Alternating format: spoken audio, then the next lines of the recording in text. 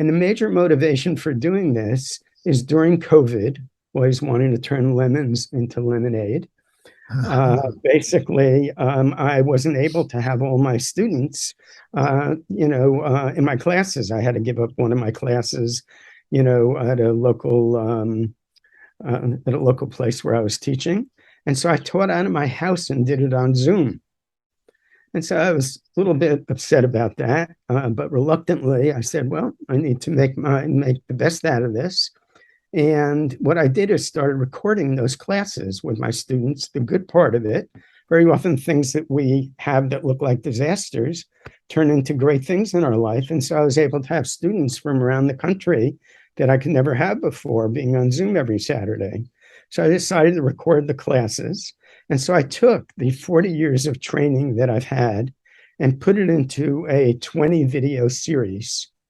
And that's the major feature of the site, where basically what I'm doing is integrating ancient wisdom traditions and modern psychology with Tai Chi and Qigong.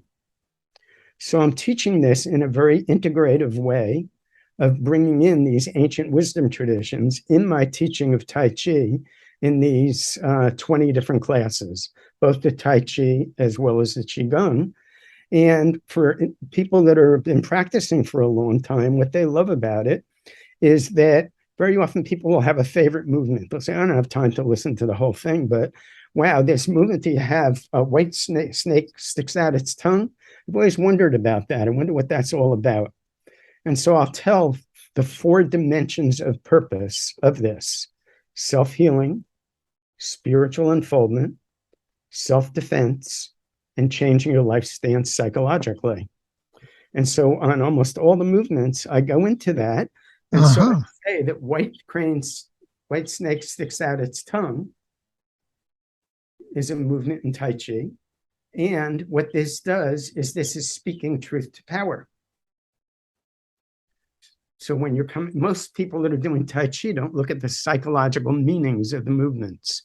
So I take all the movements, and I've been trained very classically. So I'll show the self-defense applications, the healing purposes. So for example, this stretches the pericardium meridian and opens up the heart. So when you're speaking truth to power, you need to come from your belly through your heart. And this is your Laogang point in your palm. So I take the 108 movements of Tai Chi and go through all of those in a really beautifully put together series. And for people who don't have time for the whole series in our busy world, that don't want to go through what I've learned in these 40 years, they can say, wow, I'm really interested. And they can just look up their favorite movement in Tai Chi and say, well, I do commencement. That's just the first movement in the set. So this movement teaches you how to sync your chi and to reverse your fear response.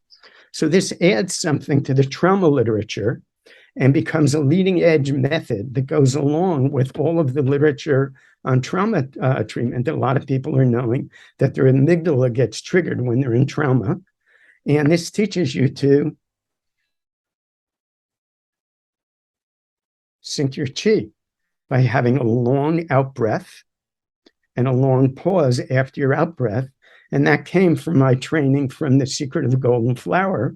But now it's brought into standing meditation as well as into Tai Chi. And sometimes with my patients, I'll introduce these movements. And so in a certain sense, this is an encyclopedia of Tai Chi and Qigong that goes back. And like, I get a lot of referrals nowadays from UCSF, from their neurology department. And I have people that have Parkinson's disease. And so they'll be shaking like this. And many of them